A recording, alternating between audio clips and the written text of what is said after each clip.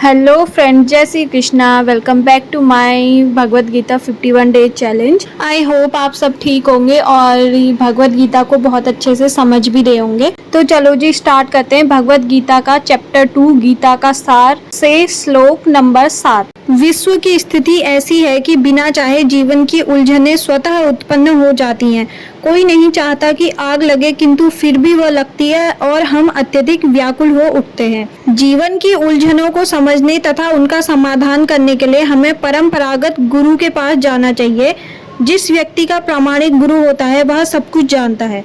अतः मनुष्य को भौतिक उलझनों में न रहकर गुरु के पास जाना चाहिए। यही इस श्लोक का तात्पर्य है। बुद्धिमान होने के कारण अर्जुन समझ गया था कि पारिवारिक सदस्यों के प्रति उसका अनुराग तथा मृत्यु से उनकी रक्षा करने की उसकी इच्छा ही उसकी उलझनों का कारण है। यद्यपि वह समझ रहा था कि युद्ध करने का कर्तव्य उसकी प्रतीक्षा कर रहा था, किंतु दुर्बलता के कारण वह अपना कर्तव्य नहीं निभा रहा था। अतः वह परम गुरु भगवान कृष्ण से कोई निश्चित हल निकालने का अनुरोध कर रहा है। वह मित्रता पूर्ण बातें बंद करना चाहता है। गुरु तथा शिष्य की बातें गंभीर होती हैं और अब अर्जुन अपने मान्य गुरु के समक्ष गंभीरता पूर्वक बातें करना चाहता है। इसीलिए कृष्ण भगवत गीता ज्ञान के आदि गुरु हैं और अर्जुन गीता समझने वाला प्रथम शिष्य है। तो अब नेक्स्ट श्लोक स्टार्ट करते हैं। श्लोक नंबर 8। अर्जुन को इन उलझनों को भगवान कृष्ण जैसे आध्यात्मिक गुरु की सहायता के बिना हल कर पाना असंभव लग रहा था। अतः निष्कर्ष ये निकला कि गुरु जो 100% कृष्ण भावना भावित होता है वही एकमात्र प्रामाणिक गुरु है और वही जीवन की समस्याओं को हल कर सकता है।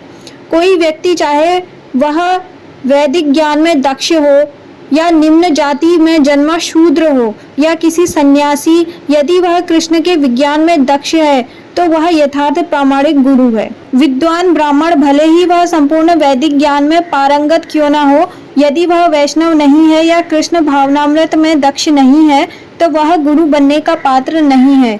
किंतु शूद्र यदि वह वैष्णव या कृष्ण भक्त है तो वह गुरु बन सकता है। अतः यदि हमें भी सदा के लिए शोक का निवारण करना है तो हमें कृष्ण की शरण ग्रहण करनी होगी, जिस तरह अर्जुन ने की। अर्जुन ने कृष्ण से प्रार्थना की कि वे उसकी समस्या का निश्चित समाधान कर दे और यही कृष्ण भावनामृत की विधि है। नेक्स्ट है श्लोक नंबर 9। धृतराष्ट्र को यह जानकर परम प्रसन्नता हुई होगी कि अर्जुन युद्ध न करके युद्ध भूमि छोड़कर भिक्षाटन करने जा रहा है, किंतु संजय ने उसे पुनः यह कहकर निराश कर दिया कि अर्जुन अपने शत्रुओं को मारने में सक्षम है।